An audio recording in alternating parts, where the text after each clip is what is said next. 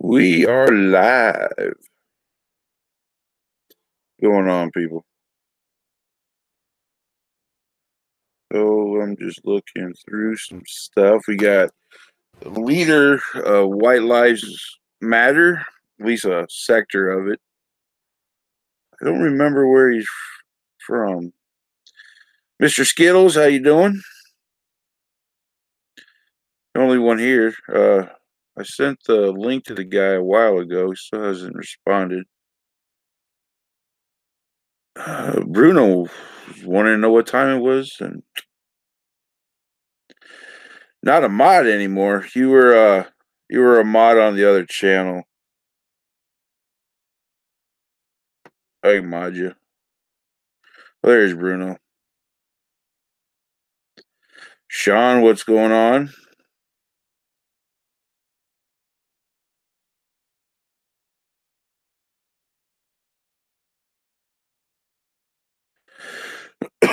Jessica's a no-show at this point too. Let me tweet this. I never tweet this out. I always forget. I'm going to remember this time.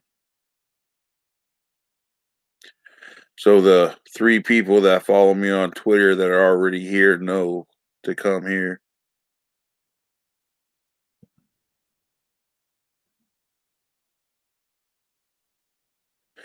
It's a little earlier than I usually do it, but I know the guy is from the East Coast, and it's already 10 o'clock there, I think. So let me share. Badoo, badoo, badoo. Screen share. So the other day I looked at or I saw that Australia was gonna give a fast track to visas for South African farmers, white ones at least. And then while I was looking it up to look at, throw some images up there, I ran into this one where Bishop rejects Dutons, I think is his name, claim white South African farmers need visa help. So this guy's saying, nah, we're not going to do that. We're not going to get them a fast track because there's no problem. Australia will be making no specific visa considerations for white South African farmers, Julian Bishop says. As she, also she, I thought it was that guy. As she refused to back Peter Dutons, claims that the group deserves special treatment over alleged prosecution. I'm not sure if it's alleged when one of the leaders of one of the groups is like, yeah, stab white people. Yeah, they feel pain. I mean, that's like his words. His words were to every black person in South Africa, I guess. If you stab white people, they feel pain. Is there an idea over there that white people don't feel pain? Because it's South Africa. I mean, shit, they believe in a lot of weird ass shit. We did a story last week where they thought I think it was a jaguar or something could shapeshift, so they killed it. But yeah, so Bishop is kind of a cunt. I'm actually kind of surprised by that. I'm even more surprised that I don't hear any other country talking about it. I mean, England takes in so many fucking people, anyways, from Africa. Why all of a sudden you wouldn't? But there's really the South African people. There's a lot of them that wouldn't go anyways. Like they're literally made a group together, a plan, for just in case something bad happens.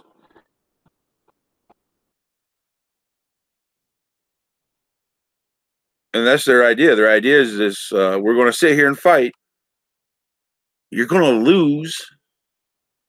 I mean, it's admirable, I guess. I mean, these are my forefathers found this land, and really, there wasn't much there when it was colonized. They say it's colonized. I'm not sure who was all there. There wasn't that many people there when they took over that area. Pax, what's going on?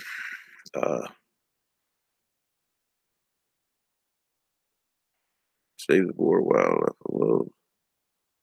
Shape shifting, yeah, that was a good story. We got 5. Yeah, we're on my second channel, so it's not going to be as well. I'm not sure why he has not responded yet, though. Oh.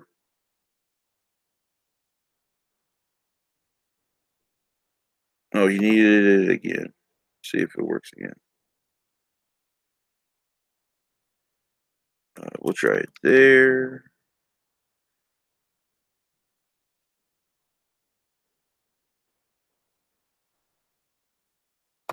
Get it to download the app. I told him. Told him you need the Chrome. That's a problem with most people. Most people I deal with, they don't really live stream, so. Tech, he is trying. Oh. Yeah, I did send it to him, Bruno. It was, I didn't realize he had messaged me saying that he needed the link again. He'll get here.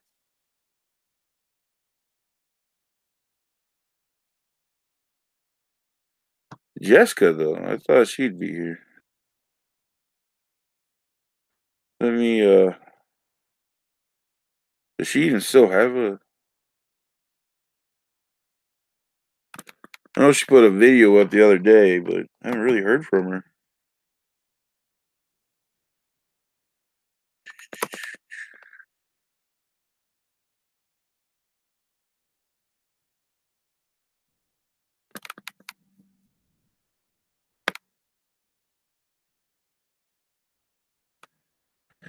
So we got a lot of dead air.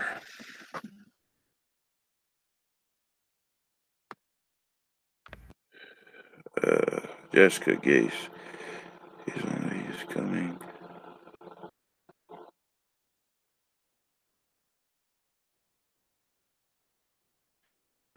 Sean G. I'm scared. Jessica tweeted me I was right about something. Well, she's an honest person. If she's wrong, she'll tell you. What was it, though? That dinosaurs actually did live millions of years ago?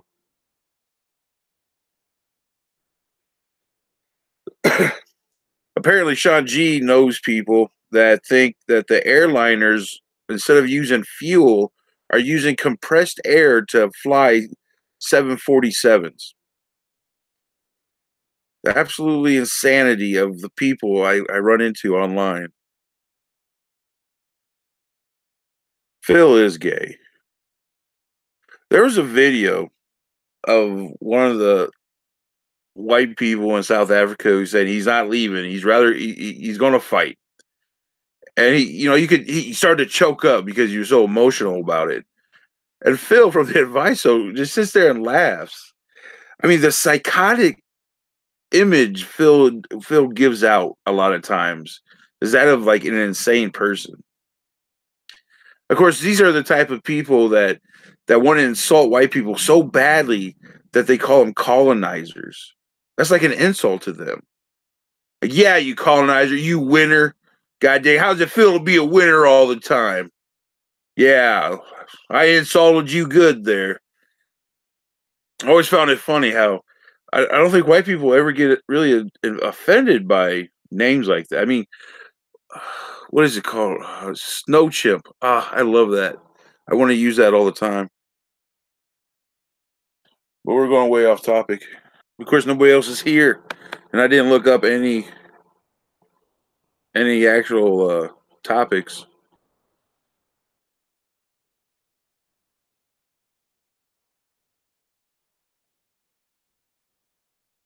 Pax, are you a white nationalist yet? No. Like I said, you don't want me to part of your group. I'll be annoying. Like the whole Andy Worski and Tonka and stuff. I liked them at the beginning. Now I'm just annoyed by them. So I just, never really do a video on them, but I got ideas. And talking about Tonka, and I don't know if you guys know who this gentleman is. I saw him when the Jeff Holiday stuff started. Like, oh, here we go. We got somebody in my ear. What's going on, buddy? Okay, I don't want to call you White Lives Matter, so what do I call you, man? You call me Ken. Ken. All right, I'll ask you that probably 10 times a day. It's all good, buddy. Yeah, sorry. I didn't know, I was coming in through Chrome and I downloaded the app, so I apologize for that. Oh, don't worry about it, man. I get that all the time. I've had a couple people that came to fight me, and it took them 20 minutes, a half hour to finally get on to fight me. So, ladies and gentlemen, this is the leader. Is that right? The founder of White Lives Matter? I am the founder. Yes, sir. Why don't you go ahead and tell my people who you are and what you do and all that good stuff? Okay. So what it comes down to, my name's Ken. I'm from Connecticut.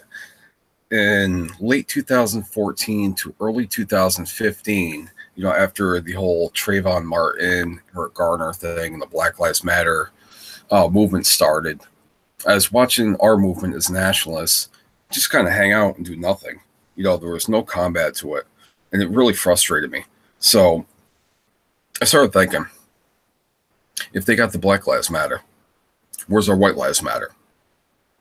They have a hashtag. They're protesting police departments, things like that. And I'm like, where are we? Where are we as nationalists, as constitutionalists? So I decided with my buddy, we're going to head out there and we're going to start a simple thing, which is putting out White Lives Matter flyers with just simple hashtag White Lives Matter. And I did it day after day after day, and nothing, no media attention. I was like, well, we're going to keep going. So we did it for like 2 weeks straight. And then it hit the news like a blizzard. And then White Lives Matter was created. So we didn't stop there. We kept doing White Lives Matter flyers again for another 2 weeks, 3 weeks. This town, that town. We hit all the demographics that we could. And the news went to a frenzy. And then I started seeing the other groups that caught on to it, start picking it up. They started using White Lives Matter hashtag on their stuff, which is fine. But it wasn't about a group. It was about us as white people coming together. It was about the NSM, the KKK, that group trying to use a hashtag to get notoriety for their group for membership. It's not about membership. It's about us as an autonomous nationalist coalition coming together.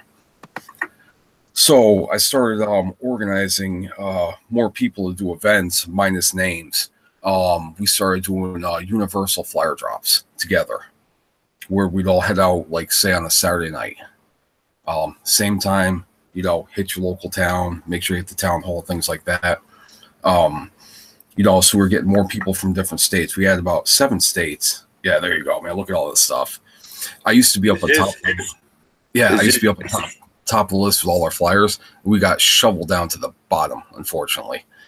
You'll see White Lives Matter flyers all over the place. If you type in White Lives Matter Connecticut, you'll see news articles, news videos, stuff like that. That's how we started it in late 2014 to early 2015, to the point where the ADL said that, it was started out of Connecticut, which is awesome. Before it got hijacked by people that just wanted to make money off it. Oh, you made the ADL, huh? Oh, hell yeah, man. SPLC, ADL, JDL. Oh, yeah. I'm on the radar, So are you maybe you already said this, and I don't want to interrupt you, but are you the guy that put the flyer up on the school and the news went crazy over it? No, one of my buddies did that. We put him on the whatchamacallit, the police departments, schools, at the town halls, and actually everywhere we go, we put the flyers up. I saw a video where you put it on the cop car. Oh yeah, my buddy. That's my buddy Travis. Yep. So do the cops fuck with you from where you're at? Do they know who you are and everything? They know who I am. They know who we all are. It's no mystery because we post our videos online. The problem is they don't want to come after us because what are they going to do? Get us for a piece of paper? It's not like we're Black Lives Matter, the terrorists that go around vandalizing cop cars, breaking their windows, shooting cops in the streets. We're not about that. We're about protecting our rights as white people. We're proud of who we are, So we're not using the dirty tactics they use. We're not vandalizing, with spray paint, causing riots in the middle of the street, things like that. So I know they hate us, but at the same time, they know we're not dangerous. We're just proud of who we are as nationalists. They're like ticketing you for littering? No, not yet. I'm waiting for that to come. If they want to go a petty route like that, then I'll take it to court all day. You get me for littering all day. Actually, yeah, I would expect them to do that. Well, what was happening is when we initially started doing the flyer drops, when they had nothing, that's what they tried to do. They said, "Oh, well, this violates the town standard, the code. This is littering." And it's like, no, it's not, because if like we put our flyers in the bag, weight it down with rocks, so it's on the driveway, it doesn't go back into the street. We never throw it in our car. All right. They were trying to say littering, and our combat against that would be, okay, what about people that throw newspapers? Those little circulatories in your driveway. Are they littering?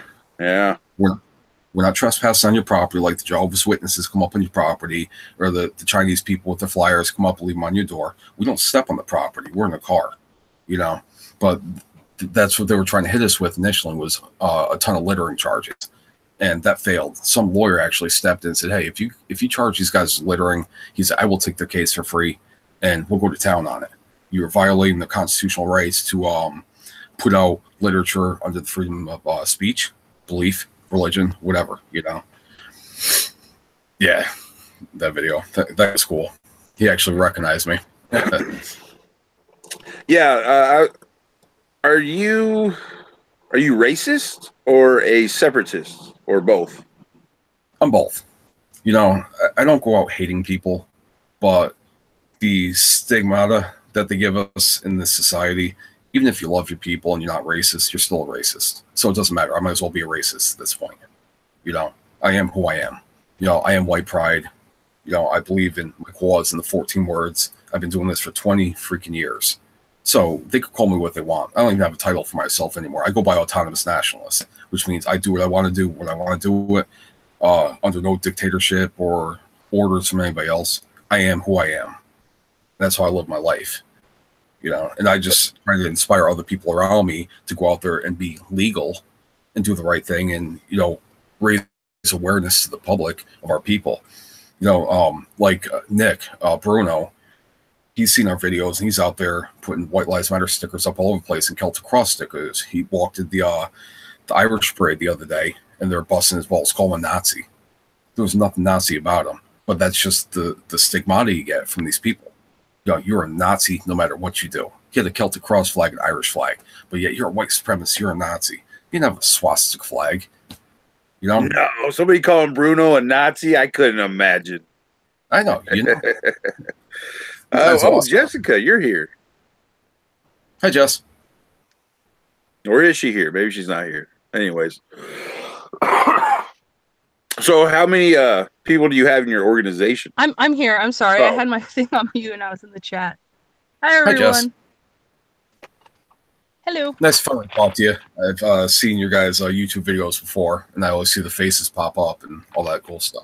You guys, so it's good to be on here.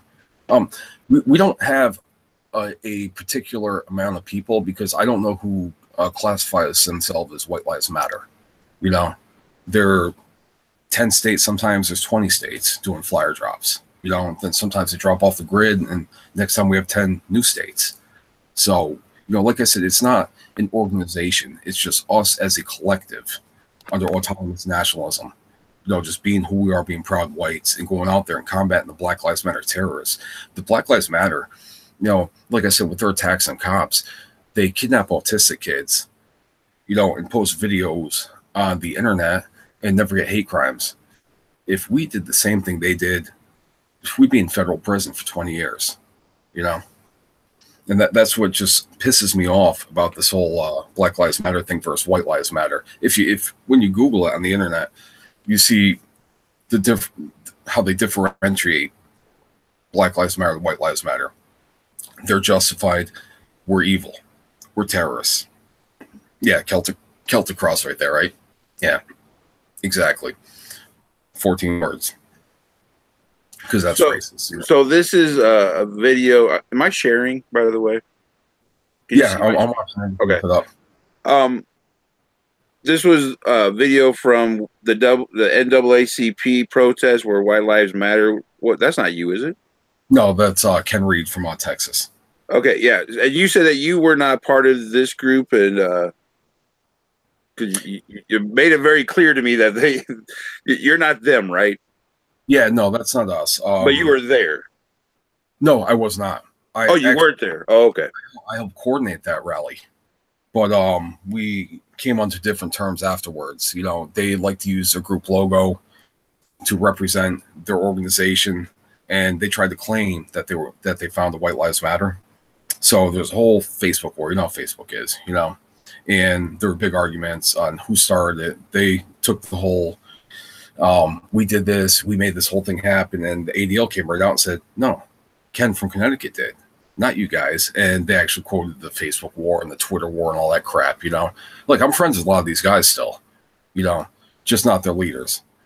Who'd have thought that the ADL would be the people to help you out? I know, right? Finally. You know, after 20 years, finally did something righteous, man, you know? And when I did this, I wasn't looking for credit. You know, I never said, hey, I need a pat my back for what I did. You know I started it. You know, who cares? You know, I'm a white dude trying to help out the white race. You know, and I will have to say, out of everybody that I've seen, well, not everybody, but for the most part, what I've seen, most people just talk. They just want to get online and do some live streams or whatever. You are actually the one person that I've seen that goes out and puts flyers up and talks to people. And you were part of the parade, right? Travis did the parade. Nick did the parade. I haven't had any parades around here. We're so hood here, you know, that nobody even wants to do parades because there'll be a gang shootout. You know? But you're actually active, is what I'm trying to say. So, I'll give you credit for that. Are you someone who is thinking, hey, let's find a piece of land somewhere and just let white people live there? In a perfect world, that would work, but it's not a perfect world, and it's never going to happen. We're so overrun by the minorities, and with our open borders, they've taken over all the potential white homelands. You know, they had the whole Northwest Front back in the day. Well, the Northwest is it's ridden with minorities. It's not going to happen. You know, and even if we did have a good safe space, we have all these snowflakes that would try to tear it down. And we have the federal government who just want us dead anyways. Even if they know we're right, they're going to come sabotage us. If we were all in one specific area, don't think that a plane or a jet won't come by and drop a bomb on us. And that's the end of the white movement at that point, is what I would say. So are you against the ethno-state? No, I just don't think it's going to happen at this point. I think we're just so flooded, you know, with snowflakes and minorities. You know, it's hard, you know, for us to even be a nationalist, you know, to have the public or even talk to people. People are afraid of us. You know, they look at us like we're fucking terrorists, you know? Like they're scared to voice their opinion. People, it's more like white flight now. And the white flight takes them to one area, and within years, they're white flight again to somewhere else. You know, I mean, we're just overridden. It's not much we could do at this point. You know, it's hard to even hold your job, you know, pay your taxes. We have to pay for the minorities and the Mexicans, you know. So what's the plan? Is it just copacetic? I guess the plan at this point, you know, is to try to raise awareness and get people to come out of their shell. You know, that's what I've been trying to do for years now. You know, and it's been pretty productive with the White Lives Matter thing, because you're not attached, you know, to a group. You're just attached to being a white person. And I don't know, man. You know, where they go from there, I don't know, because I don't meet these people half the time. Like, I don't leave like an email address on a flyer or a phone number. You know, I just put the word out to let them know that there are people out there. As you've seen on my truck, it's got White Lives Matter, anti-Antifa, stuff like that.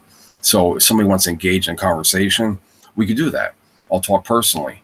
But, you know, putting my email out there, my phone number, guaranteed all federal agents will call me, you know, or email me. Hey, let's meet up, buddy, at the cafe. Okay, dude. You know, show me your wire. What's your badge number? No. So it's even hard to recruit on those grounds, even though we're not doing anything wrong. You know the way they want to set us up and just set us up for fail. Is what I'm saying. You know. Well, go ahead. I don't know. Maybe you're trying to plant bombs somewhere, but are you recruiting just to like put out flyers? I mean, what's the actual goal here of yours? Is it just to get people to understand it's okay to be white, or? Absolutely. That's what it comes down to. It's okay to be white and to have pride in our race. You know, to not fear the persecution that society instills on us by making us feel guilty about who we are when they shove gay pride, you know, black pride down our throats in the schools, on the news, and make us feel bad every time something happens, that white people are horrible. I just want them to know that, you know, we are not the people that they portray us as. And especially if somebody is halfway nationalist, okay? I don't want them thinking that every time something comes on TV that we are the American History X Nazis. You know, that's got to, you know, like I was telling that's Nick, how you'll come across, though. Of course, and we always will. You know, until we get out there in society. Like I said, you know, one of the things is like go to town hall and be a voice at the meeting, like positive community activism. Go out there and volunteer. Yeah, there's no question. Go out there and volunteer. You know, my tattoos. I usually have a shirt on just like this.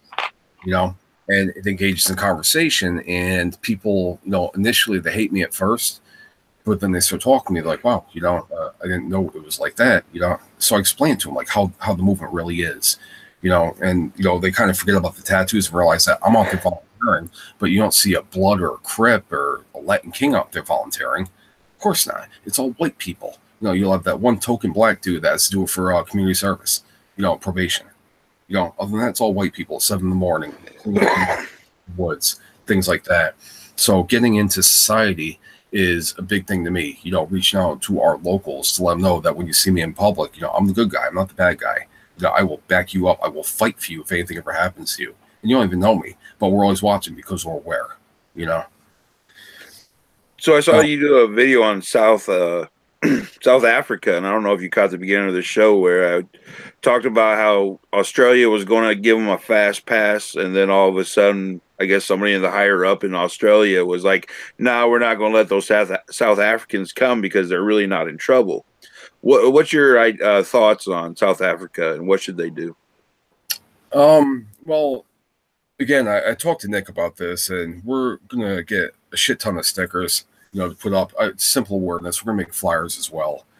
We did this back, I think it was 2012, 2013. We did the South African rally across the United States. I think we had 14 states involved to raise awareness for the Boer genocide. I think it was 2014 and 2015, we did 2 huge red balloon releases across the nation, and South Africa was involved. We put names on the balloons of South African victors, the Afrikaners. You know, simple things we could do from here, because obviously we're not there to protect these people, and you see how it doesn't make the news. Nobody knows that they're dying. We know they're dying because we have the websites, we have the intel and information. But the world doesn't know. They don't care. Even if they did know, they wouldn't do anything. You know, they're too busy donating money to Ethiopians that need tsetse nets or tsetse fly nets. You know, that matters to them. That tugs at their heart. They cry when they see Africans starving, or the Jews that need to go back to Israel for vacation. That commercial, or the dog commercial. They care more about dogs than they do their own people. You know, the best we can do is try to raise awareness. It's never going to make national media. I mean, I can't believe that when we did that South African project rally, that it didn't make any media whatsoever. You know, it was a YouTube video. 14 states came together and nothing. I think California made one little blip on the map for being there because the Antifa decided to attack them because white Antifa had a problem with white people dying. You know, again, shows just the cowardice on the other side as being a snowflake, you know? Well, if you look at the numbers over the last couple of years, I think the numbers were like 500 were attacked and 70 were killed each year. And that was before this insane motherfucker in their little government is telling people to attack them.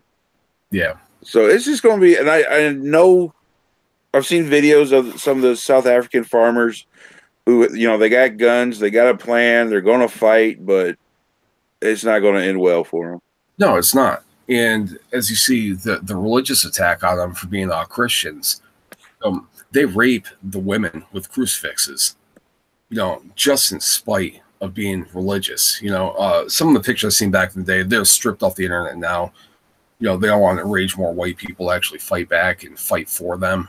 But some of the pictures from back in the day, when I first found out about it, the Boer and Terry Blanche and all them, yeah, it was insane. That's what got me onto the project was Terry Blanche's fight, for the Boer Nation and all the white South Africans.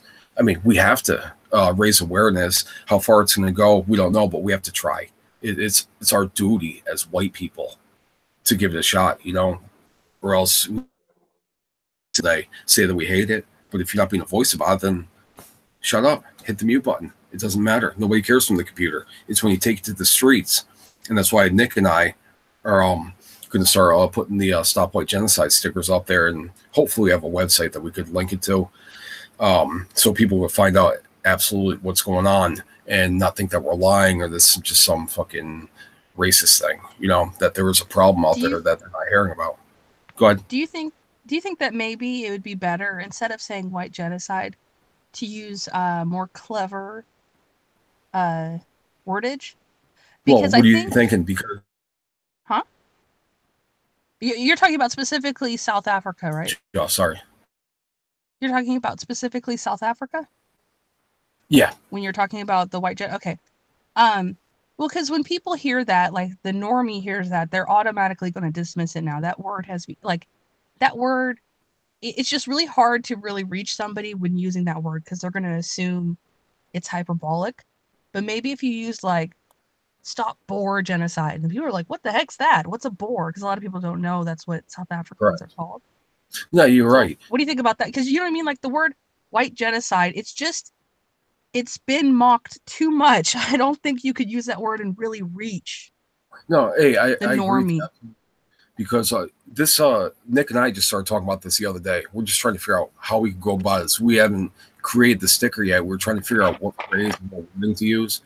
And you're right. If we say Stop White Genocide, a lot of people heard the little songs they got, across the internet, and they'll understand. But we need to reach the mainstream audience and make them look at what we're talking about. So yeah, if you say Boer, first they're gonna. Yeah, I think it'll grab people's attention. They're like, "What's this? What's wrong with Boers?" You know what I mean? Yeah. And then they'll learn oh, that's what this group of people are called, and oh, look what's happening to them. No, and that's why I have her on the show, because she's the smart one. Oh, yay. And another thing too, when they say you stop Boer genocide, they're like, oh, he spelled Boer wrong. How can you spell the animal wrong? It's like, yeah, all right, cool. Google it, man. See what my mistake is. They'll come up with the Boer Nation. Get PETA involved.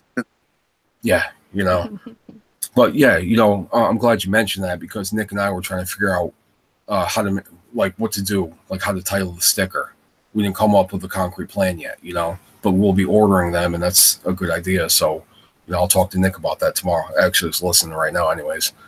Marketing is a very important thing to get something done. Mm-hmm. Oh, absolutely.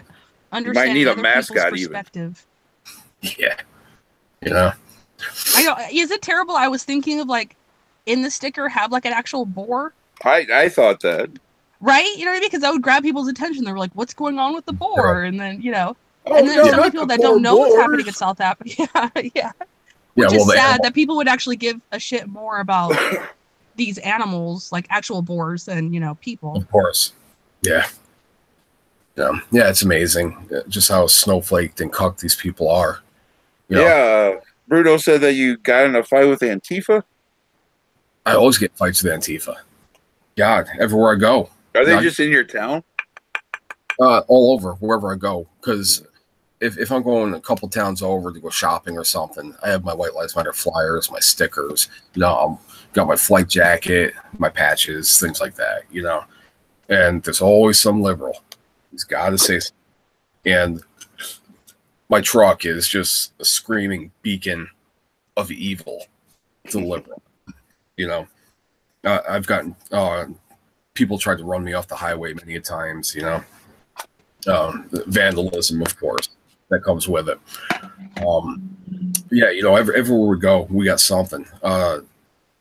Travis, goalie and I, Travis, my best friend, he came up from Illinois, and we went automatically activism. You know, there's no question about it. You're not coming here to hang out, dude. We're going to be active, you know, or else you go home. We were passing out White Lives Matter flyers at a gym. And of course, you know, Travis being Travis, you know, sees this guy approach me, just keeps walking around, handing out flyers, you know, and this big hulking beast comes up to me.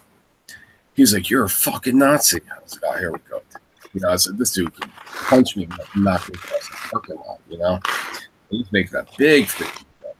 "You're a fucking Nazi, you fucking Nazi." You know, and Travis just handing out flyers. "Hey, White Lives Matter," you know. I'm like, "Thanks, buddy." You know, about to get my ass kicked, dude. And no, he makes a big deal, and some little chick comes up to him and puts him in his place. You know, I'll fight if I have to. You know, I don't give a fuck. You know, we do what we got to do. You know, and some chick tells him shut up and walk away. You know, they have the right to believe what they want to believe in, stuff. You know, and when we take like American flags and like White Lives Matter flags to the highway, you know, the cops throw us off the highway, tell us it's illegal, but it's okay for Black Lives Matter to form a chain with a bunch of white snowflakes and cut the goddamn highway off. What about the people that are in an ambulance? You know, trying to get medical assistance that die in that. Are they held accountable? Of course not. They get shut down the highway for hours. And I can't stand on the side of the highway with an American flag or Gadsden flag or Betsy Ross or White Lives Matter or White Pride flag, you know, without police interference and harassment. Because there's more of them. Of course. You know, I mean, we are few. Right. Absolutely. You know, there's a lot of states, though, that made it illegal to run those fuckers over, though. They're they're in the middle of the road. Mine's not one of them, unfortunately, you know. But yeah, they're changing the ways because, you know, there are states that are fed up with it. But you have such like cuck states like Massachusetts, Connecticut, California that are all about it, man. They embrace it. You know, with them flying the Black Lives Matter flag in Vermont at the schools. Come on, man. Are you serious? Would you ever fly a White Lives Matter flag at your school? No. Yeah, and did you call them up or did Bruno call them up? Bruno called them up. And did we ever get a reason why that's up there, or is it still up there? No, as far as I know, they did it through the month of February. I called, Bruno called. Bruno actually got a response. You know, I didn't. Then they actually started rerouting the number to a straight voicemail. And this was the first school. Then there was a second school, same problem, which they wouldn't answer. Bruno actually talked to a nurse there, and she was like, "I think you got the wrong number, you know, or wrong person." He's like, "No." He's like, "You're a nurse. You're in charge of helping kids, you know, so I want to talk to you and protecting the kids." You know, so he got a limited response from her, but we called day after day after day. We did three-way calls. You know, he called separately. I called separately. Travis called separately, to the point where they just shut their number off. And go ahead. No, I'm just laughing. Oh, yeah. You know, it figures. And when I was talking to Bruno, I'm like, "Hey, you know, what if we had a kid in that school and there was like an emergency? We had to talk to somebody. There's no way to talk to. You know, it's a voicemail. There's not an option, you know, that was automated that we could get through to anybody immediately. You know, we'd have to physically go to the school." And one of my buddies, actually, Russ from Maine, emailed the Vermont school within the first 3 days. I emailed too. His email actually made it, where they said white supremacists were coming to the school to protest, white supremacist threats against the Black Lives Matter flag. I'm like, you got to be kidding me. And they quoted Stormfront verbatim, you know. And I was the one to put the thread on Stormfront to get it rolling. They never even said I was even involved, you know. Never even quoted my initial thread, but they quoted everybody else after that. "We're going there, you know. Like, Stormfront Nazis are coming, blah, blah, blah, watch out. You know, the kids are under attack. The Nazis are coming." I'm like, oh, my God, you people are just crazy, man. You know, and we had the CC copy of Russ's email. He said nothing wrong. He's very educated, very meticulous in his wording. But they made it seem like there was, like, some hidden threat behind his letter, you know. And I was like, you got to be kidding me, guys, man. You know, this is where you're going to go about it. And, but sure shit, man. You know, it did make the news finally in our defense, but in a bad way because they did the Stormfront thing. But yeah, we made the calls. That's what we have to be, like first responders of the movement. When you see something like that, a lot of people would sit there at dinner time. They're like, "Oh God, this sucks, man. Here comes the Black Lives Matter in my town." Well, say something about it, dude. Don't say it at the dinner table. Go to the streets and say something. Contact your congressmen, your mayors. Anybody. Stand up for your people, man. Your kids, especially. I have no kids, but if I did, man, my fight would be 10 times harder. I fight And for why? everybody. And why do you think people don't do that? Jobs. They've got other shit to do. Is that what it is? Well, I think it's the jobs. They're afraid to be chastised for their jobs. I think they're afraid of their family members coming at them. I know a lot of people are nationalists, but they're not nationalists when it comes around their family because they don't want to be demonized or cast out, that third wheel type deal. But I think mainly it's got to be the job. Everybody else, if you're Black Lives Matter, you can go to a Black Lives Matter protest and come back to your school or be a police officer and still have your job. If you call it like a white supremacist rally, they'll call it, even though it was like a White Lives Matter rally, it's still supremacy. Your job's gone. You're done. You'll be under fire. The Antifa will contact your employer. They will dox you, and you're done. Your pictures. So wouldn't it be a good idea to start up a group that didn't use 1488 or use any type of symbolism? And I know they can still pigeonhole you as a racist group, but as long as you don't give them that ammo, wouldn't that be a better idea? I agree with that. Just disagree, because if I went that route and dropped the 1488, then I wouldn't be living my life, the short life I have, as me. I'd be conforming to society's standards and what they want me to be, as opposed to who I need to be to live. And I can't give them that. But other groups are doing that, like the American Guard. They dropped all the 1488 stuff, anything Celtic Cross, they stick to like strictly American flag, Betsy Ross Gadsden, things like that. No, that's on them. They're trying, but they're still being called a Nazi group, according to the media. So you don't win. Yeah, they're already started like that, though, right? Yeah.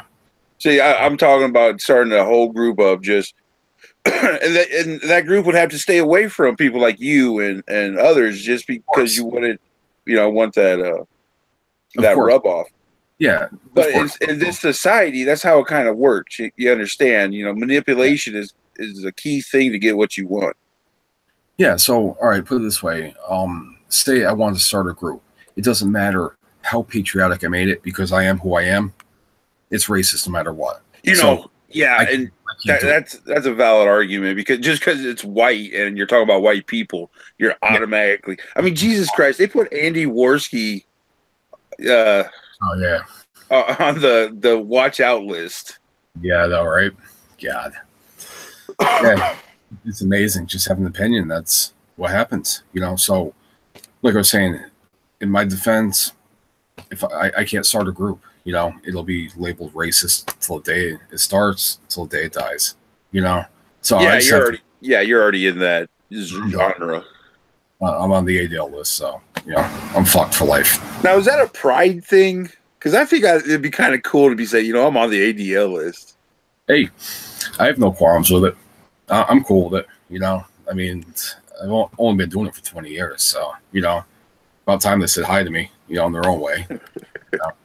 That type of thing. Well, I'll open up the floor if anybody wants to come in and talk to you. Okay, cool. Jessica, you got anything to yell at them about? Oh, I'm in trouble. She's not even paying attention. She's in the goddamn chat.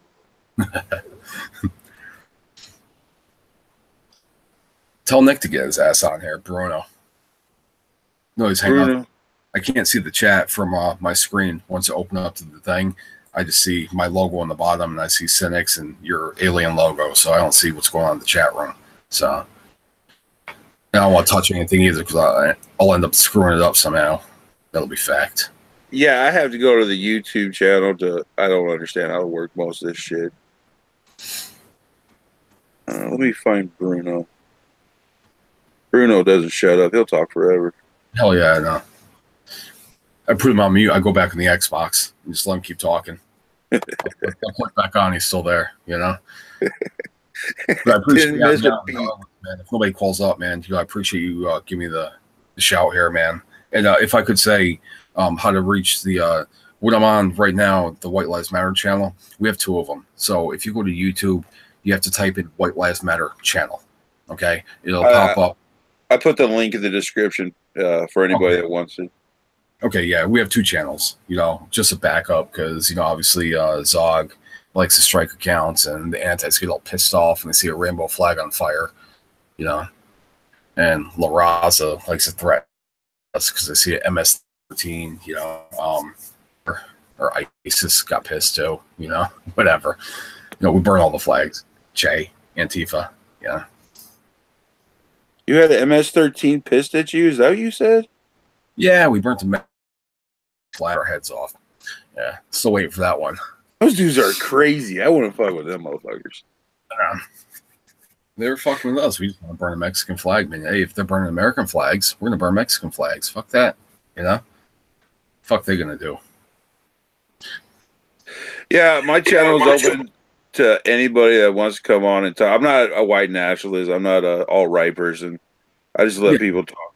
But No, it's amazing. It's amazing how hard it is for me to find people on the other side to talk.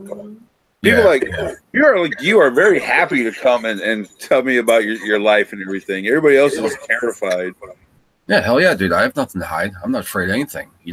Like I said, you got one chance to live in life, dude. That's a short life, brother. I see people dropping dead every day. So I'm gonna live my life the way I need to do it. Nothing to hide, nothing to fear. It's what it is. White Lives Matter. I'm Ken in Connecticut. Happy to be who I am. I'm happy to help people. And you may not be a white nationalist, but if I ever seen you in the street and somebody's attacking you, dude, I'd be the first one on your side whooping someone else's ass, brother. That's awesome. It's good to know there's people like that out there. Here we go with the pit bull. The Doberman, man. Dope. What's up, boys? What's all the goyim doing? What's up, Jessica? What's up, Cynics? What's everybody in the chat room doing? How you all doing? How you folks doing? Going on, Bruno? Not much. We're getting ready for the summer of the boar. Hey, Jessica, thanks. She said hold on. That's why she hasn't been talking. She said hold on in the chat room. She had to go do something with her dog or something. But we're gonna do something like that with the boar, the summer of the boar or something. Hell yeah, man. That's what that's a fucking great idea. Hey, it's something because again, it's an unheard story out there that we all know is going on, and it's amazing that even Fox News, they are kind of right wing, but not. You would think they're conservatives, they're neocon freaks. Yeah, they don't forget about them in South Africa. No, and it's important to raise awareness. I mean, we are the next South Africa when it comes down. Once they're done annihilating our people there, it's already happening here. But nobody talks about it. We know our people getting raped, bludgeoned, murdered every day here. Our own people attack us. We got our own morons out there attacking us, these conservatives, and trying to counter-signal us. It's just retarded. No point of it. I know. But if we get out there and we put stuff up. It really is strange that as far as the violence against whites from blacks, how high that is versus how low violence from whites to blacks is. You're right. Yeah, there's not. It's like, does a part of it have to do with and by violence I also mean rape? Is a part of it have to do with like the culture and how white people are more like conscious about like the protected black class? You know what I mean? So they're less likely to commit violence, and there's not like that cultural pressure to. Well, put it this way. You know what I'm saying? I don't know. I'm not explaining it right. Even the pro-white world, you can ask Ken this. Even the pro-white world, we don't even know. We would denounce people if they were saying we're going to go out and beat up a bunch of black people. We would denounce them in a minute. Yeah, that's not us. We're not animals. We abide by the law, even though we don't like the law. Sometimes we abide by it because that's law. we're not savage We're animals. considered the most radical of the white people. So if we're not even attacking black people or minorities, the regular normie and regular white people aren't. Not racial attacks. I don't know of any. There's none they can put on YouTube. I really haven't seen them. You'll see just regular fights. People get into a fight over a girl or whatever the reason may be. But it's not racial, though. You know what I mean? The attacks on white people are racial. They show it Colin Flaherty's YouTube channel. That says it all right there. Colin Flaherty had the best, and he even says it, no rancor, no prejudice, and he's not prejudiced. Colin Flaherty is not a white nationalist at all. He had an Asian wife and everything. One of his kids is half Asian, for Christ's sakes. But Does he have a channel again? I think he just started up a new one. They keep showing every channel he puts up. Yeah.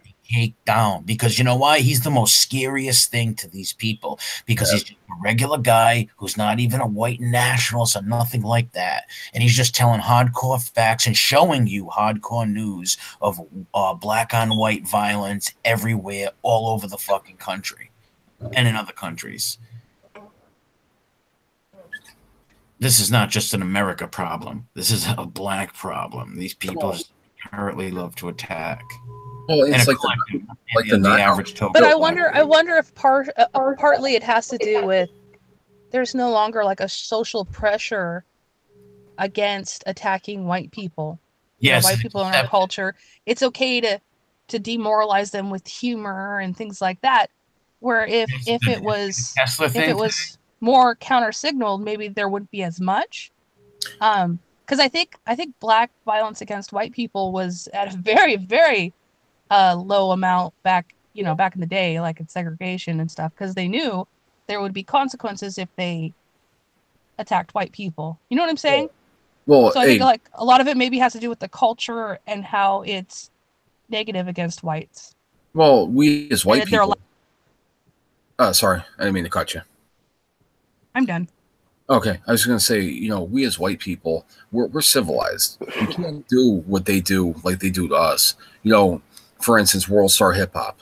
How many white people are attacked on that platform, on that website every day? And it's just mockery. It just gathers views. It's gross in general. It is. Yeah. Who would want to see a bunch of people get attacked every day? I don't want to see that. I don't want to see the thing today with Kessler, he was outside of the Charlottesville court. And there was a bunch of black people and white people, most saying the most vile things and threatening his life and everything. It was insane. Mm-hmm. And it was the norm. You know what I mean? It was just nuts. Yeah. Cops were there. Well, as far as us being more civilized, I think that has a lot to do with, again, like the culture that we are raised in, and that is, we learn from a young age. There have certainly been times that like white cultures have been very barbaric, Yep. Yeah. And wild. And so my biggest thing is I think that there's like a sickness in a lot of black cultures because of things like hip hop and rap. And I don't think it's inherent. I think it's a culture that is promoting it. I agree with that. Absolutely. No, it's promoted through the music. Absolutely. Look at the BET Award. I was really shocked yesterday. I seen on Twitter, a black woman was actually promoting pretty much patriarchy. Our society is much better when there's two people in the home and the mother's staying home, and she got a lot of hate for that, but I thought that was interesting.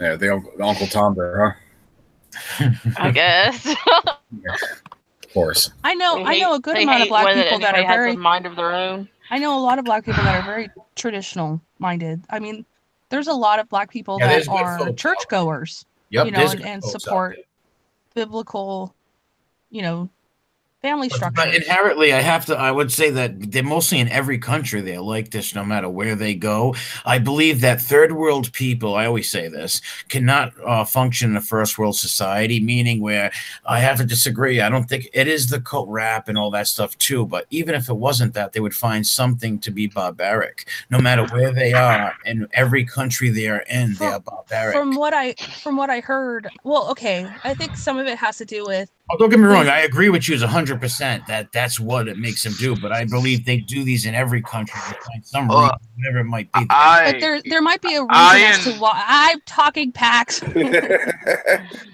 Excuse me. Now I forgot. Go ahead. Well, I engage with black nationalists, and some of them are smart. The vast majority of them act like animals, and they say it's payback for all the evil things whites do to them. And I asked them, is that the problem? And I had a black friend of mine. We always had a joke, like, because I used to be a real degenerate. And it brings me back to that. And my black friend, he used to joke, pull his pistol up, like, "Do you really want that problem?" as a joke. You know, and I really have to ask black people this. You talk about all this barbaric shit that whites done to you, and you keep attacking our people. Do you really want to? Do you really, really, really want that problem?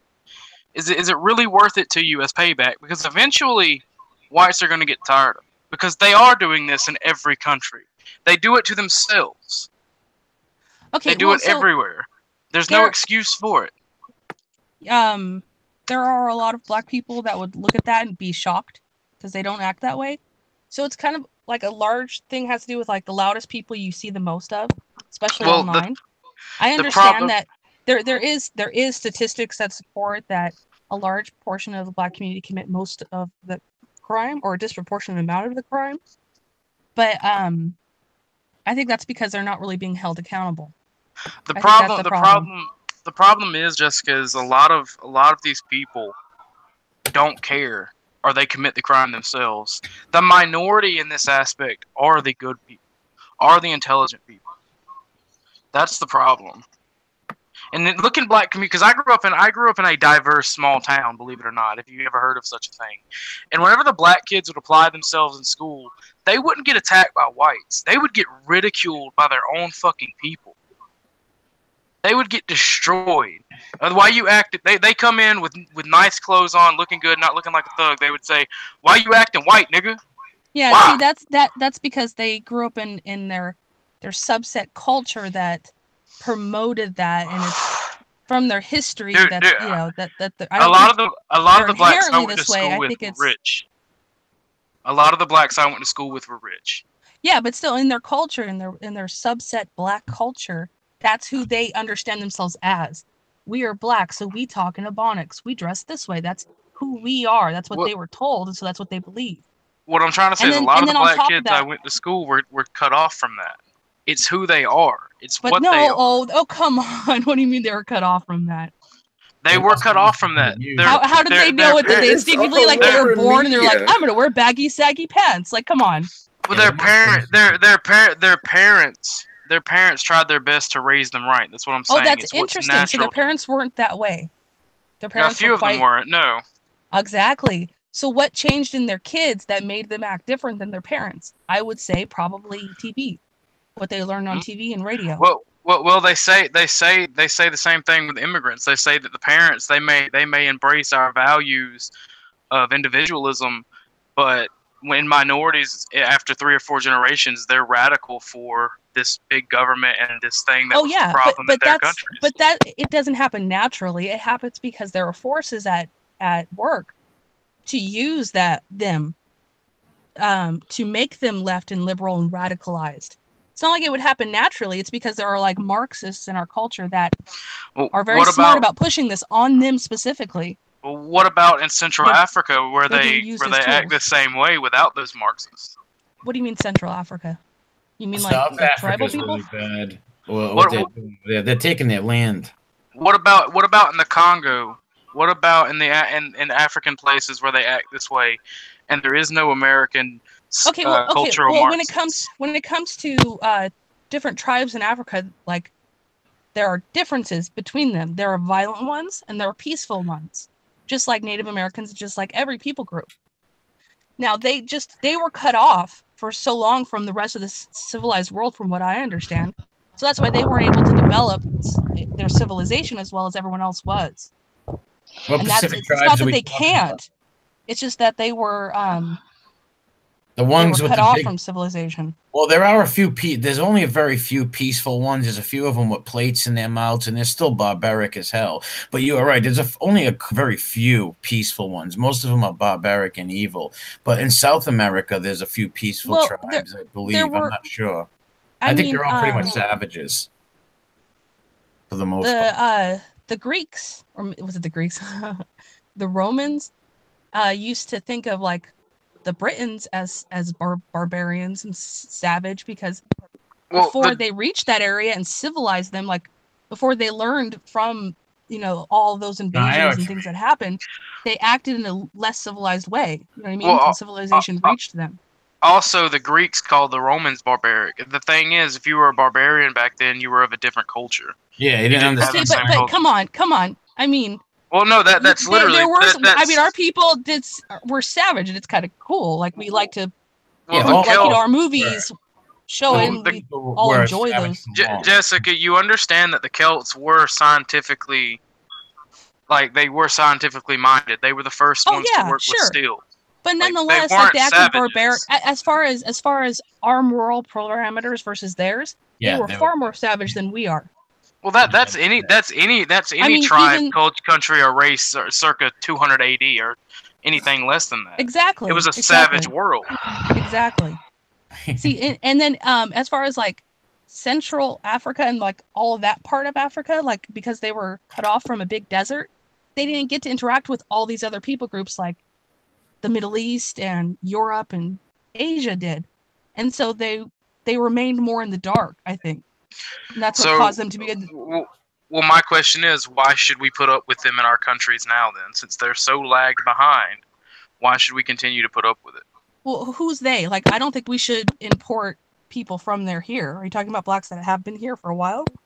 Yes. I would argue that they're not the same as the Africans from South or Central Africa. I'll give you an example. In Tennessee, not far from where I live, which I live in Georgia, but the place in Tennessee isn't far from where I live. There were a group of blacks that kidnapped a white couple, raped and beat and set on fire both of them, and then dismembered their bodies. These were not black Africans from Africa immigrants. These were blacks that had family here for maybe hundreds of years. These are not immigrants. You can't take a single example and say like this is how the they thing are. is, Jessica, there's white people that chop people up and dig them or bury them. Okay. These are now. Okay. If you want to say anything, you could point to race statistics and crime. But again, I would say that what caused the disproportionate crime rates in the black community has more to do with we're enabling them to do that. We're coddling them too much. Our culture has changed them to promote that kind of culture in them. No, people are scared to rat on other people. That's what it is. Well, no, but that's part of their culture too. It's like, ooh, I'm not a narc or I'm not a rat. You know what I mean? Because they're scared. Well, there's that. Yeah. I mean, that's a legit thing in the hood. You can be shot and killed if you snitch. But it's not like a joke. And so then you have these enclaves of these dangerous cultures, but they were formed somehow. From what I heard, the black community used to not be this way. Not really. That's prior a myth. to the 50s. That's a myth. That's a myth perpetrated by cultural Marxists and black nationalists. Do you have any evidence for that being a myth? Yeah, it is a myth because there were nice black communities. Don't get me wrong, but they were not all hunky dory. Now look at the crime statistics back then and stuff. They were still savage. They still did a lot of crimes. The crime statistics back when? Did we even keep? I'm looking at that now. No, just from watching history, just from watching stuff in history and studying things, they were rioting in the 50s and 30s and 40s. There was mass rioting. But rioting because they were. There was a race riot in my small town in the 50s that almost got my grandmother killed. No, I'm not saying there wasn't. I know, but all I'm saying is there's like a shit ton of nuances to consider when talking about all these things. The thing is, when they're rioting is way different than when they riot today. And I wouldn't say that. I wouldn't really say that. Well, no, I mean, okay, listen, Bruno, you love your people, right? Yeah. You want the best for your people because they're your people. No, I know where you're going with this, and I agree with you. So let's say you're in a country and they're like, you and your people, you're subhuman to us. You can't drink from this fountain. You can't have this job. I know I would be like, hey, fuck you. We're going to rise up and we're going to demand our own rights. So you see that, I mean, that's different. There's a cause for those rioting versus the rioting of today. There's a lot of cases where that wasn't the cause, though. That was the cause in some, I'll give you that, yes. But in a lot of them, it wasn't. It was just for pure chimping out. They are inherently... I'm sorry, Jessica, but it kind of feels like to me you're kind of virtue signaling, just to be honest. Well, I feel like if you want to argue my point, maybe you should bring up a point you want to argue specifically against. What did I say that you think is wrong? Like everything he's saying, you have like some to why they are where they are. Maybe it's just called the discussion. That's how they are. We're discussing the matter. I'm sorry, but you can't excuse them. Okay, you say it's because the culture or whatever in America, but black whatever in America. What did I say about them in America? That they're influenced by the music and the TV and stuff. Mm-hmm. But the fact is, majority of black people act this way violently all around the world. So, okay, where all around the world? Give me another example. In Africa, in their homeland, that's how they act. Okay. Now, specifically, South Africa. It's not just South Africa. It's in their own cultures. Pax, I get it. Now, listen. In South Africa, again, disenfranchised. Now, you talked about Central Africa, where they were living as tribes. I answered that. I said, maybe more than likely it's because of that large desert.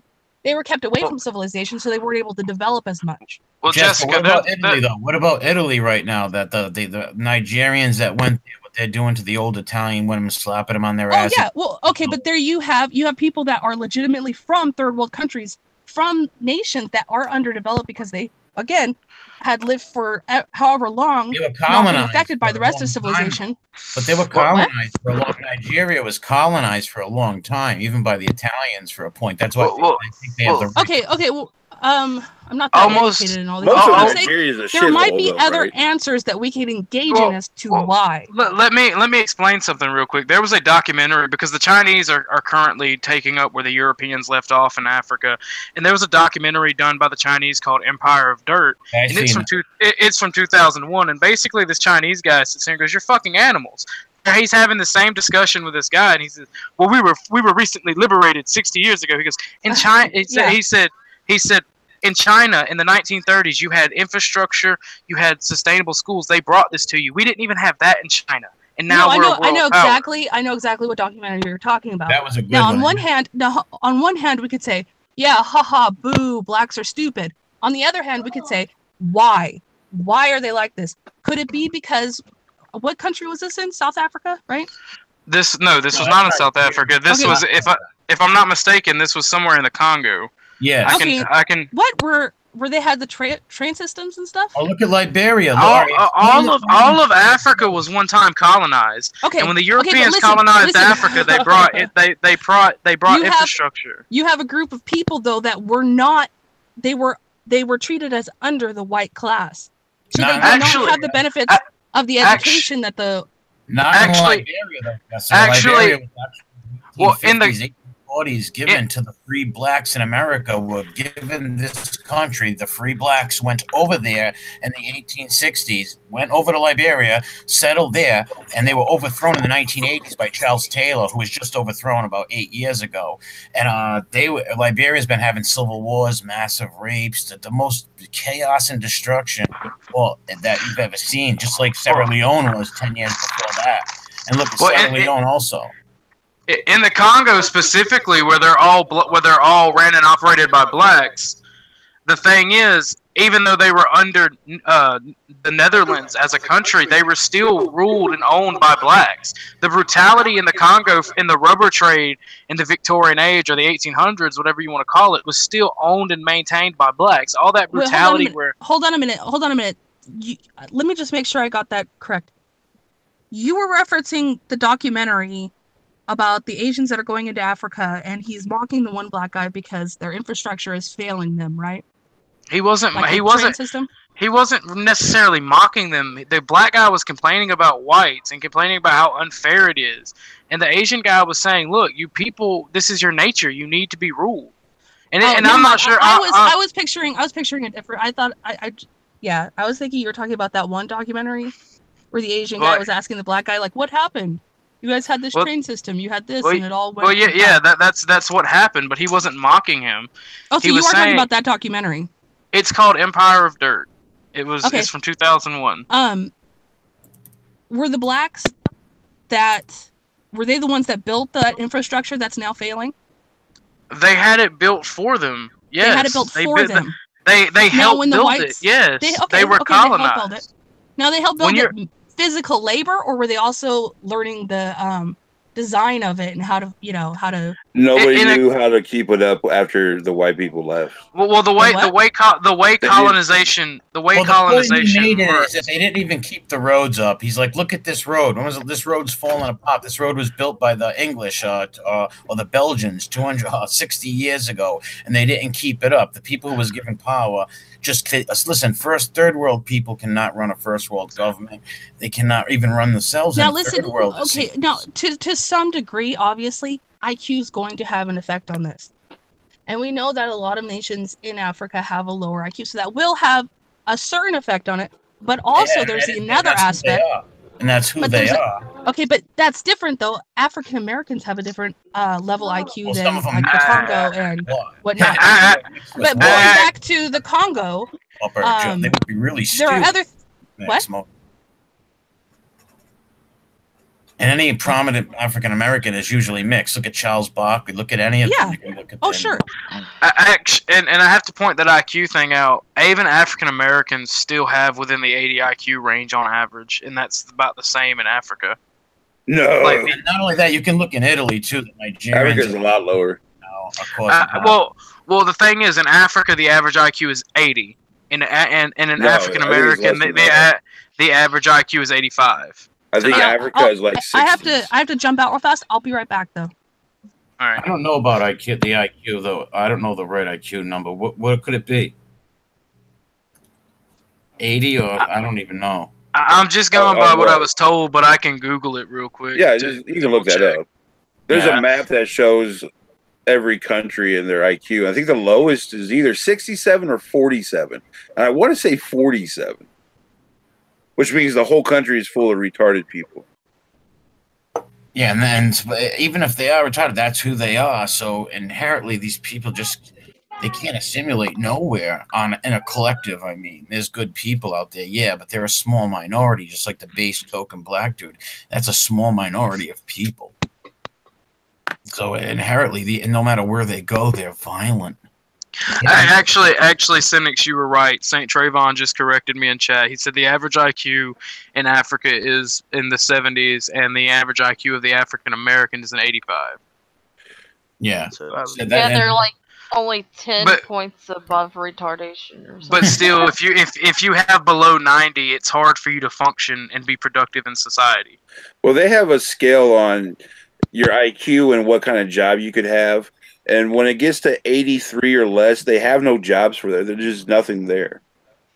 And the funny thing is, a beat cop is at 100 IQ. Well, the thing is, anything lower than 90 becomes hard for you to function and be productive in society. Yeah, working at McDonald's using their screen isn't easy. But in a third world society, they can be productive, cutting logs down and making canoes and doing weird little things like that, and little savage running up trees. They can do the things in their world. That's why they should have been left alone and not even touched with. The point I was making is two things. You could take two things from it. The colonization benefits the colonized, and I got that from St. Trayvon in chat. That's exactly. And if they aren't going to be colonized and they aren't going to be ruled by someone smarter than them, then they cannot be in our society. No, because look what happens. In every case, no matter where they are, just what this whole discussion is about, they are havoc. Havoc is wherever they are, there is havoc. Wherever they are in a collective, I mean, we've got a whole group or a whole neighborhood. Well, hold on. I have to go. I was just called into work. All right, take care. Have a good day. Have a good day, Jessica. Be safe. Damn it was such a good conversation. Jessica, I am sick and tired of you taking a job over think- the live yeah. stream. Yeah, you're right. I think I should quit and just like You should. I pay you much more than a job does. I get paid in gum. I came on just to talk to Jessica. She's leaving now. I see how it is. All right. What? I came just on here to talk to you, and you're just leaving. I see how it is. Oh, well, you didn't talk to me the whole time I was here. I was getting yelled at by Bruno.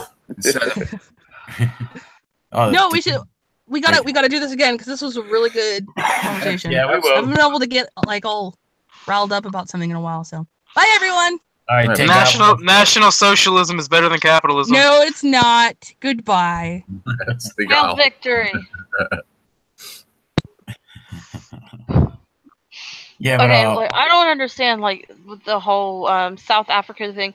They want white people off their so-called land so bad, but like Australia is trying to bring the farmers in as refugees, and the South African government's trying to keep them from leaving. yeah, there's a few people even in the Australian government that's against it too, but there's a bunch of people that are for it that are trying to say, hey, we'll bring them here. And then a bunch of cuck parliament members in Australia jumped up. No, that's racist, blah, blah. And a bunch of people in South Africa, they don't want them to leave because they want some of them there just to do the farms and prey on them. They don't want it to be like Zimbabwe, where it was in 2017 or 2013. We're going to kick all the white people and take the land back. 2014, Zimbabwe now has famine. 2016, white people, please come back. They don't want it to be like that. They want to kill enough off to make them afraid and make them docile, not a unified force. They live in the moment. You know, the moment is to kill the family, rape them all, and go grab a car and drink all night and have sex with 14 women with AIDS. You know what I mean? That's a night on the town for them, and that's all they care about. Yeah. Well, there is somebody who wrote a book. He was like a smart person too. But he wrote a book about how a lot of Africans don't have concept of future. Like you can tell them to meet you over there, like, you know, meet me over at that McDonald's. And they understand that you want to meet you there. But when you say meet me there at 5 o'clock, the idea of the future they don't understand. Really? So they'll just go over there to people sit are and wait. always late. The black people are always I think late. that's true. That's wow. That's amazing. Well, that comes from language, and there was also some thought experiments that I heard about on that, because there's also a difference in English and Chinese or Mandarin and Chinese. Like they're more specific. They're even more specific than we are about future concepts, and they try to link that to say work, to say being more productive at work, and so being able to save money. I mean, there could be something to that, but I'd have to research more. Well, you have to understand that a lot of African cultures don't have a written language. So every word that's ever been invented, you have to remember. There isn't a book that you can go in and get more knowledge of your language. So you got to really make a very short and precise words. And you don't get a large variety. I want to ask you a question when you're done after you said that. Yeah, I'm good. Oh yeah, I didn't know how to end it. Did you see did you see my parade video on the White Lives Matter channel? Yeah, I did. Oh yeah. That was unbelievable, ain't it? They counter-signaled me hardcore. That was nuts. I'm surprised you don't get that more often. Well, because people don't go out there enough to do it, to show it. You know, they won't videotape it like Nick did. You know, he went straight to the public, man. He recorded it, man, to record anything that happened to him and just show that he was true about what he said he was going to do, you know, on the channel. You know, we have to stop being afraid. It's simple things like that, man. Hey, walking around with a Celtic cross flag and being called a Nazi? Are you kidding me, man? And they're saying, they said the Celtic cross wasn't Irish. You gotta be fucking kidding me. I mean, I can understand if I was handing out copies of Mein Kampf like they were the Holy Bible or something, but that was completely asinine and ridiculous. You know, that's our people. This is people of Irish descent, man, Irish heritage, calling one of their own a Nazi for flying the Celtic cross flag, an Irish flag. I couldn't believe it when I was watching it, man, because he was sending it to me as it was going on. Like we have like 6 videos, you know. Well, did you see Andy Worski? He's in LA and he was walking around with a guy named Asian Andy in Baked Alaska. And Asian Andy had his phone hooked up, so anytime somebody gave him a super chat, the phone would read it out loud. Well, there was obviously a bunch of racist shit being said and everything. But the only people that got mad, there was 5 people that got mad at Andy and them. And all 5 of them were white people. Of course. Cox. Yeah, it's cool. It's that our people have been conditioned to, like, when they hear certain words, like, oh my god, I must defend the minority or else I'm going to seem like I'm a flaming racist. I don't know. Well, think about the school curriculum. If you have kids and what they're bringing home, they're not learning history anymore. The only thing It's not the Holocaust and civil rights. Yeah, they're learning. They call it social studies, and you even have to learn about it in college. Because right now, the one class I'm taking this semester is literally sociology, and the first thing I had to read on was white privilege. Of course, right? Of course. Well, they're talking now about doing away with foreign languages out of high schools and universities, saying that American people don't need to know them. I mean, I can agree with that, but the thing is, what are they going to replace them with? More fucking diversity studies? More damn Holocaust classes? Yeah, liberal arts. The thing about the thing I found out, I found out one. Go ahead. I'm sorry. I think it's mainly just so white people can't communicate with other white people. I feel like they're still going to teach things like Spanish and stuff like that. I really do. They're not going to stop speaking English. I mean, like other white people from like other German and French and stuff like that. That's not happening. They don't want us to know what's actually being said. They just want us to be told stuff and us to go like, oh, so that's really okay. Well, just use Google Translator. That's the thing. It works very well. Well, one thing that gets me that I found out about.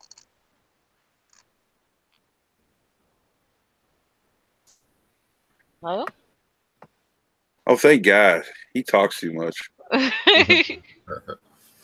Oh, where'd Bruno go? Where'd Bruno go? He left the group. Bruno died. Let's see how it is. Too many white people in here. He got mad. And I was going to tell him that today I got like a bit, like a taste of his like religion. I went to an Orthodox church with one of my friends that's from, was TWP, but they don't really know what their name is at this point because they have to start over. But yeah, it was very interesting. I've never experienced anything like that. What, the TWP thing? No, I went to an Orthodox Christian church today with one of my friends from TWP. Oh. Yeah, gotcha. It was different. Yeah, that whole situation is completely fucked. Yeah, anybody in the chat room this summer, man, if you guys want to send videos to the White Lives Matter channel, if anybody in this room or anybody in the chat room, you want to get your videos, like if you want to put up a sticker or a flyer and send it to the White Lives Matter channel, just hit him up and he'll put his videos up, man. As long as you're legal, don't do nothing stupid. We give tutorials on the way to do things and what to do, what not to do. Yeah, he's got videos. That show you how. Like we're cool with it. As long as you're active, man, you're showing like the public that we're out there and not just some net Nazi activist that screams online all day and bumps your chest all day, from inside your basement, man. We actually go out there. Yeah, there you go, man. Oh yeah, there's the channel. They got a lot of good activism on there. Yeah, we need more activism. We need activism from everybody, man. Don't be afraid. There's nothing to be afraid of. Well, here's what the problem is. We got a lot of spurgs over here in the thing that starts screaming and stuff. I say, hey, well, then go do something. Don't get in trouble or nothing like that. But go out and put a sticker up. Let's pass some flyers out. Tell people some things. I'm surprised you don't do more live streams. They don't let them. How many we're restricted. I have the secondary channel, which I'm on right now. But our main channel, yeah, we got restricted. They didn't like our anti-Antifa videos. They said they were racist. Hey, I got a strike because of Antifa too. Did you? Yeah. I can't live stream on my main channel. Oh yeah, Cynics, you're on your second channel. That's right. Yeah. Well, you got 3 of them, right? Cynic Streams and the Cynics 2 and the Cynics 1. What, both of your channels are showing? My main channel is in trouble. This one is flagged. I mean, I can't, like, when I monetize, I can't monetize. So I got a third one just in case. They don't Yeah. That whole Matt situation really still has me pissed off because I don't know, it sounds like pathetic or anything, but I kind of looked up to the guy and like I hung out with him several times, and he seemed like such a nice guy and well spoken and everything, and then to come out, surprise, I'm a closet degenerate that bangs my friends and my friend's wife, who's also my stepmother. He's pretty much like son, right? I'm just saying we adopted the term what was it trailer park white nationalism or something. I can't remember. Let me see. Hey Kevin, Ken, this is the kid I sent the flag to right here. The kid Pax. But I wanted to bring something up before I talk, because I have to say the Chad Heimbach cucking the virgin parrot makes me kind of laugh. That's the one thing funny about it, because I actually read the story about it. What's that mean though? How is she a virgin if she's his wife? I don't get it. I was talking about the parrot, the guy. It's a meme, Bruno. Oh. You know, hey, yeah, but you know what? When it comes to like Heimbach and stuff, hey, this is going to happen all the time in the movement. You know, they hailed him as Lil Fuhrer. You know, things got screwed up, whatever happened in his life. You know, now the media has us focused as nationalists on that story. I say, screw it, put it aside and move on. Let's worry about what's going to happen tomorrow. Well, he was about Heimbach. That's their life.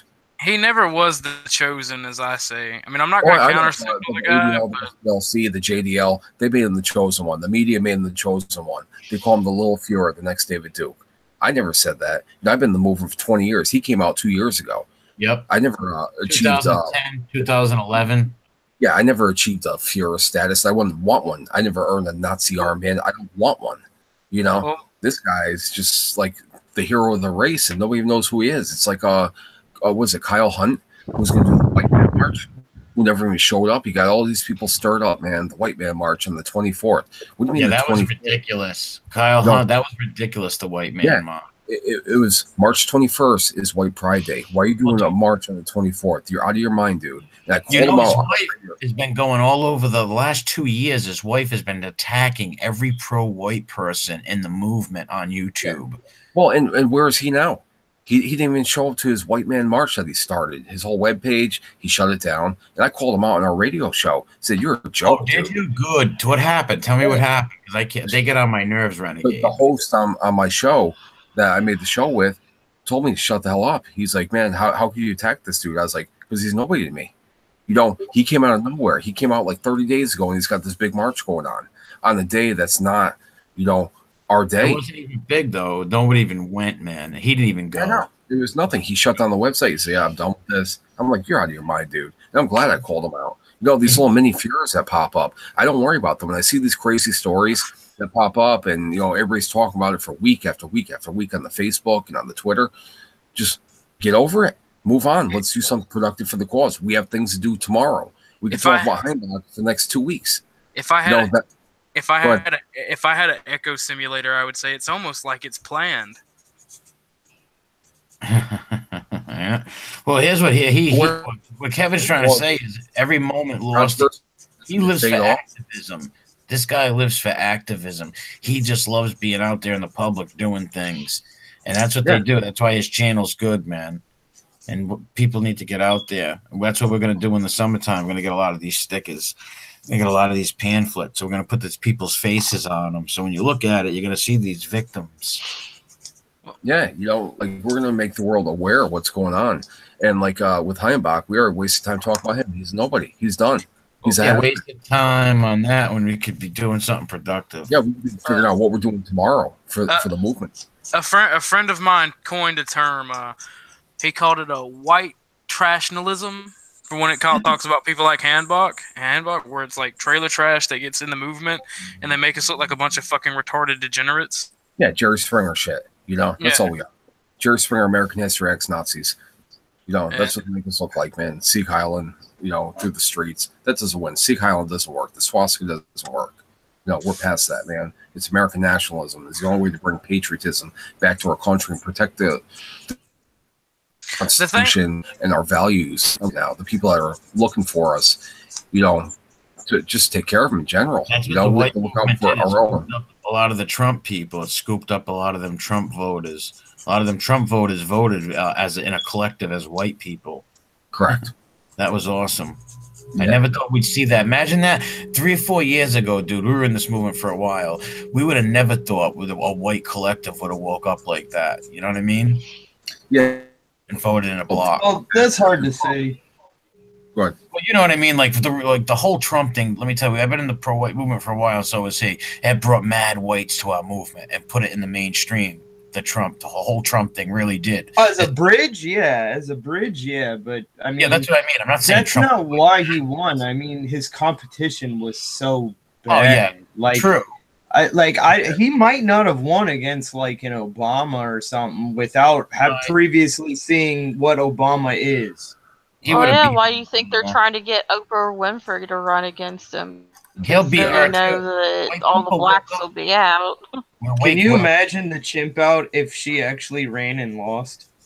Yeah, that would massive chimp out. Yeah, that would most definitely cause a race war for sure.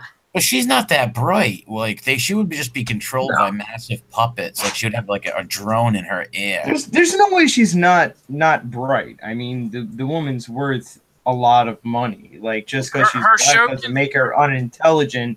There are always outliers. Her show consists of giving free shit away.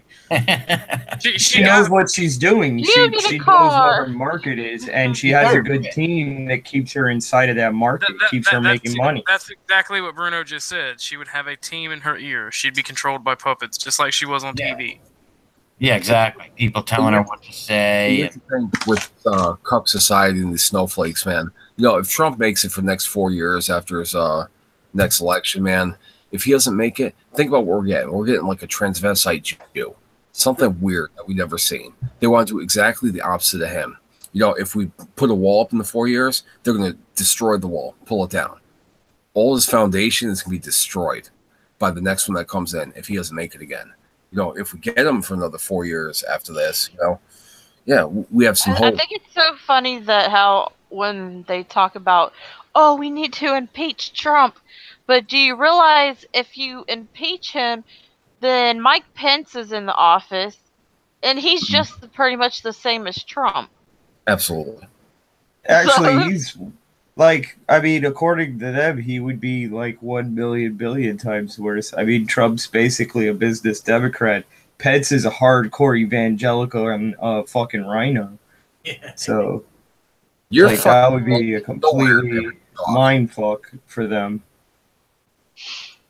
The next thing you know, he'd be putting pictures of like gay people being electrocuted on the fucking walls in the Oval Office. Of course. Pence for Fuhrer 2020 or 2024. Yeah, they really missed that. I mean, like that whole thing is hilarious.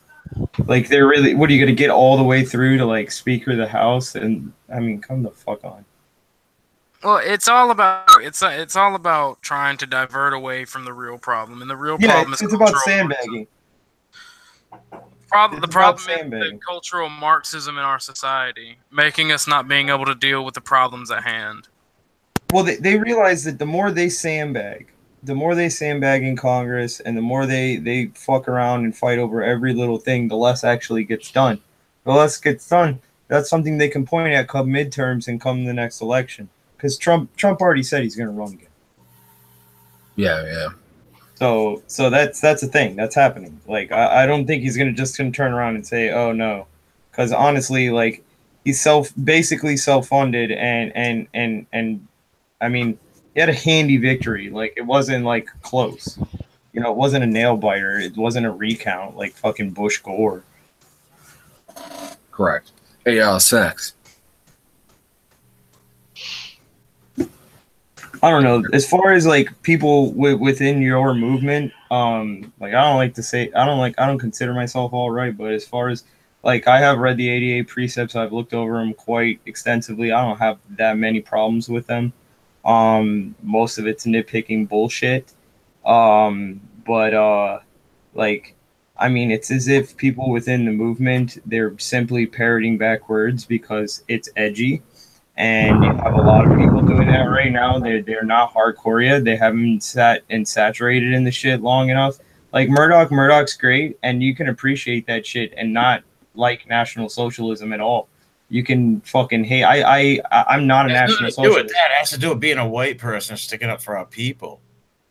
That's what I'm I'm do it. Yeah, and if you don't get on board, and if you don't get off the fence, you're gonna get run over, bro. Yeah, but if you're falling for the man who makes his money with words, you're already on the back foot as far as your precepts are concerned.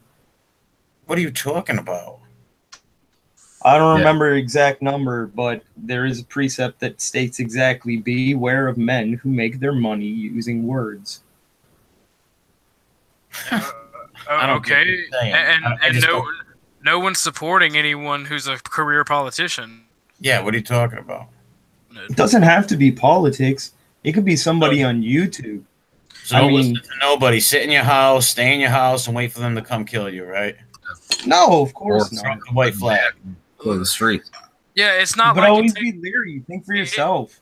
It's not like it takes money to run. Well, here we just said live for yourself. That's the exact reason why we're in this predicament, because cowards that want to live for themselves. People want to live for themselves and cut themselves off from society. Think for yourself and live for your family. Our biggest problem is we aren't having kids. Like these brown people are fucking like nobody's business, and we're just a little slow out of the gate because we got other better shit to do. But if we don't get on the ball, then we're gonna have some serious fucking problems. Well, the problem with white people and the birth rates is whites tend to try to have the best foundations to start a family because we're trying to be responsible as a culture. Because we tend to be more intelligent. It's not really the black people we have to worry about. At least not in here in America. Not really them that we have to worry about with the birth rates. It's the Hispanics. Yeah. Because they're barely stabilized as with their population as it is. In general, every other group has larger family unit sizes than we do. Well, family unit in that kind is kind of a loose term, you know. Yeah. We tend to have the nuclear family. Those mean that's a family. You got 20 sisters with no dad. That's not a family. That's just a tribe living together. Every other group seems to have a higher percentage of single parent homes, which is, you know, a very large part of the problem, because daughters and sons without fathers or mothers tend to have very, very severe psychological problems. Yeah, and the unfortunate problem for us is their particular reproductive strategy is working for them right now. Because we pay for them, we can't afford it. Yeah, because we continue to pay for them, and the people like the Democrats are bringing them in here as a voting base. Because the thing is, man, what's going to wind up happening is eventually the country is going to be destabilized because the minority is going to be paying for the majority. If you look at per capita on welfare, blacks are already at 49% on welfare, while only 51% of blacks are paying more into the system. Within 15 or 20 years, it's going to be 51% of blacks on welfare, while 49% are paying into the system. So what's your solution? The guy who makes fun of the 14 words and all that. Well, so what's your solution for white people? You just don't care? You just live for yourself? No, of course not. Have kids we can't pay for. We have to get a handle on immigration, and we need to have more kids. Period. Yeah, but why? You live for yourself. You don't care about nobody. It doesn't matter. It doesn't. What are you talking about? I don't live for myself. You live for yourself. You don't care. I live for my people. Who's your people? It's my family, my race, my culture, get off the my fence. nation. Why are you bashing us? Get off the fence. Who's bashing you? You're saying you got a problem with pro-whites. Who said I had a problem with them? You did. You did. Yeah. When? That's your whole argument was. That was your basis. That's what we've been debating the last 2-3 minutes. The 88 precepts is the basis of most white nationalist movements, and you said you had a problem with that. That's what they're saying. I said I had minor problems with them. Mostly picky bullshit. Like a lot of it's wording, and a lot of it's kind of buried in in the National Socialism thing, like as a whole, because Those might be internet. We're not dude. Nazis. We're not Nazis, man. Yeah, we're not Nazis neither. We're not Nazis. We're not National Socialist Nazis. We have more kids. We can't afford them. It's hard enough to get a job right now or maintain a job, that actually pays, to afford your rent, a car, insurance, let alone bring a kid in that you can't take care of. So we'd be failing the 14 words. We brought a kid into this world that we can't take care of. They make it impossible. That's what the government does to make it so we can't have kids. We'd love to have kids if we could afford it, but we're not going to bring our kids up in some squalor world where they can't eat. They're living in piss conditions. It's not happening. No, that's torture. That's child abuse. That situation you're talking about would most definitely cause a very, very big problem, like a literal race war, because parents aren't going to have their kids living in squalor. That would cause more problems and more violence than you would ever imagine. Absolutely. If people had kids and they saw their children being treated like shit by their race, like I'm all for that. Like I would love for that to happen so we can get this fucking problem done. But Yeah. I'm trying to find solutions to work within the system that we have. Because unfortunately, what we have to do is we have to wake these people up so they see it, so they see that they're being held down. And I'm not gonna lie to you. I'm a nationalist socialist. You can call me a Nazi if you want to. I'm not a Nazi. I'm not a German worker. I'm not a member of the German Workers' Party. But I'm a fascist nationalist socialist because it fucking works. It's about the family. It's about the people. It's literally for your tribe. And I'm not gonna lie to you. Yeah, I'm a nationalist socialist. I'm a fascist. It fucking works. Yeah. Yeah, well, on that note, I'm going to end this stream. My daughter came home, and apparently somebody stole her toy, so I got to go buy her a new one. Oh, man, it sucks. Yeah, it does. So, I forgot your name, White Lives Matter. Ken. Ken, I appreciate you coming by. If you want to leave a comment, that's an easy way for people to get a hold of you once this video is up. Okay, buddy. Yeah, absolutely. Yeah, I'll jump in there on the other channel because I'm on my secondary channel. This is our. Do you have a Facebook or a Twitter or anything like that? I do. I have a Facebook. Also, Cynics, I'm sorry for cussing in front of your daughter. I didn't realize she was there. I apologize. Oh, I got headphones in. Oh, thank God. Yeah, you're lucky. Any last words, anybody?